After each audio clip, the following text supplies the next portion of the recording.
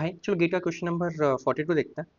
इस क्वेश्चन के अंदर हमें एक न्यूरल नेटवर्क दे रखा है एंड हमें ग्रेडियंट्स ऑप्शंस में हमें इसके ग्रेडियंट्स निकालने हैं, like gradient of y with respect to the weight e and with respect to the weight f निकालना है। ठीक है, तो ग्रेडियंट्स निकालने के लिए सबसे पहले हम न्यूरल नेटवर्क में फॉरवर्ड प्रोपोगेशन कर देते हैं। तो फॉरवर्ड प्रोपोगेशन में हमारे पास उससे पहले ना हम कुछ लेबल्स दे देते हैं कि प्री एक्टिवेशन से पहले जो ये पॉइंट है उसकी वैल्यू A11 है एंड ये A12 है। जब हम उसके ऊपर A11 के ऊपर जब हम रेलू लगा देंगे, नॉन नेगेटिव लगाने के बाद जो वेरिएबल आएगा उसको हम H11 एंड इसको H12 कर देते हैं। सिमिलरली यहाँ पे A21 करते हैं और जब हम उस पर नॉन नेगेटिव लगाएंगे तो हमारे पास Y आ जाएगा। सो हमें सबसे पहले A11 फाइंड कर लेते हैं। जो हमारे पास A11 है वो हो जाएगा U times A plus B times V। U की जो वैल्यू दे रखी है वो हमें 2 दे रखी है यहाँ पर एंड V की वैल्यू 3 है एंड B की वैल्यू 3 सॉरी V की वैल्यू 3 है। A and B are 1। So basically जो ये वैल्यू है ये हो गई 2 plus 3 which is equals to 5। Similarly A21 जो है, सॉरी A12 जो है, A12 वो हो जाएगा हमारा C times U plus D times V। C की जो वैल्यू दे रखी है वो 1 है, D की जो वैल्यू दे रखी है वो -1 है and U is 2, V is 3, so 2 minus 3 which comes out to be -1। ठीक है, H11 जो है वो हमारा रेलू ऑफ A11 है which will come out to be maximum of 0, A11 and क्योंकि A11 यहाँ पे 5 है so it would be A11 क्योंकि greater than 1 है so it is value of 5। so हमारे पास जो H11 है वो आ गया 5। Similarly H12 जो है that would be Relu of A12 और A12 जो है वो less than 1 which is maximum of 0, -1 क्योंकि A12 जो है वो -1 है। सो ये जो वैल्यू है वो 0 हो जाएगी। सो H12 है वो हो गया 0। ठीक है, अब हमारे पास जो A21 है, A21 जो है that can be written as H11 times E plus H12 times F। ठीक है, जो E की वैल्यू है वो 4 है एंड H11 जो हमने वो निकाला था वो 5 निकाला था प्लस H12 0 है तो ये वाली टर्म जो हमारे पास 0 हो जाएगी। सो जो A21 की जो वैल्यू है वो आ गई 20। ठीक है, और सो Y जो है वो हमारा रेलू ऑफ A21 था तो जो वो क्या वैल्यू आती है हमारी, वो हमारी वैल्यू आ जाती है max of 0, A21 is 20 which is 20। सो हमने हमारे न्यूरल नेटवर्क में फॉरवर्ड पास तो कर लिया। अब हमें ग्रेडियंट्स निकालने के लिए बैकवर्ड पास करना है। सो सबसे पहले हम gradient with respect to f निकाल लेते हैं। So del y with respect to del f, इसको हम ऐसा लिख सकते हैं कि क्योंकि सबसे पहले हम इसको del y with respect to del of A21 कर लेंगे क्योंकि this is the path which it is following. So into del of A21 into del of f. ठीक है, सो जो हमारे पास y है, जो हमारे पास यहाँ पे y है that is maximum of 0, y is A21 right, A21। सो जो रेलू का डेरिवेटिव होता है that is 1 if x is greater than 0 and 0 otherwise. तो यहाँ पे जो हमारा x है वो A21 है, A21 की जो वैल्यू थी वो 20 थी, इट इज़ ग्रेटर देन 0।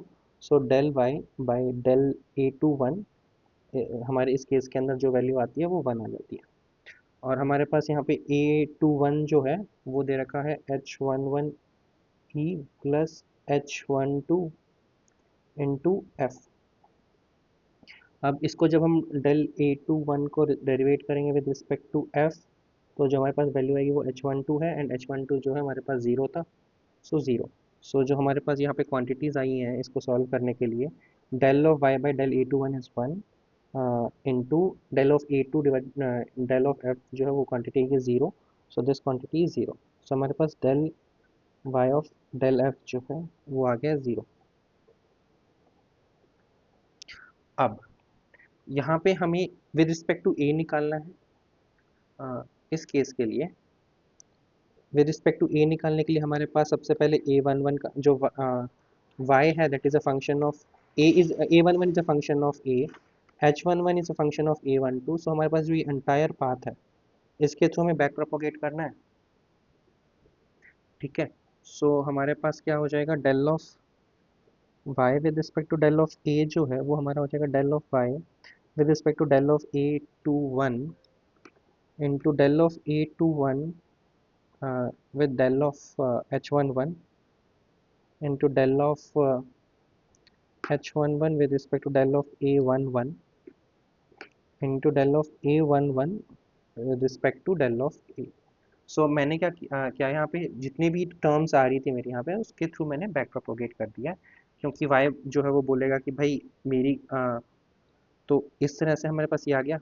हमारे पास कौन सी क्वांटिटीज़ हमें ऑलरेडी पता है। हम यहाँ पे del of y a one del of y with respect to del a two one जो निकाल चुके थे। तो जो ये क्वांटिटी है ये हमारे पास जो वन आ जा रही है, दिस टर्म इज़ वन। ठीक है, अब हम ये वाली टर्म निकाल लेंगे। A two one is given by H one one into E plus H one two into F. ठीक है, and del of A two one with respect to del of H one one is E. And हमारे question के अंदर ई जो है वो 4 दे रखा है। सो जो ये वाली क्वांटिटी है, दिस क्वांटिटी, इसकी जो वैल्यू है वो है 4। ठीक है, अब हम del of h two one भी निकाल लेंगे। यहाँ पे निकालते हैं del of h two one with respect to a one one. H two one जो है वो हमारे पास रेलू फंक्शन है, एंड रेलू फंक्शन की जो value, so h two one is max of 0,a11। अगर a11 की जो वैल्यू अगर ग्रेटर देन 0 है तो इसकी वैल्यू जो है वो 1 हो जाएगी। हमने यहाँ पे देखा था। तो एच ए वन वन की जो वैल्यू हमने यहाँ पे ऊपर निकाली थी वो 5 थी विच इज़ ग्रेटर देन 1। सो इसकी जो वैल्यू है वो 1 हो जाएगी। सो यहाँ पे ये जो टर्म है इसका जो वैल्यू है दैट इज़ ऑल्सो 1। अब हमारे पास सिर्फ एक टर्म बची जिसका हमें ग्रेडियंट नहीं पता, which is a11 with respect to a। So a11 is given by u times a plus b times v। a11 is given by u times a। यहाँ पे हम डायग्राम में देख सकते हैं। सो जब हम इसको डेरिवेट करेंगे with respect to a11 with respect to a, जो वैल्यू है वो u आ जाएगी। एंड हमें क्वेश्चन के अंदर जो u है वो दे रखा है, कितना दे रखा है हमें, 2। सो जो ये वैल्यू है वो 2 आ गई। सो अब हमारे पास सारे वैल्यूज जो हमें चाहिए। सो दिस वैल्यू, इसकी जो वैल्यू है वो हमारे पास 2 है। So del of y given del of a is equals to 1 times 4 times 1 times 2 which is 8। So del of y with respect to a comes out to be 8।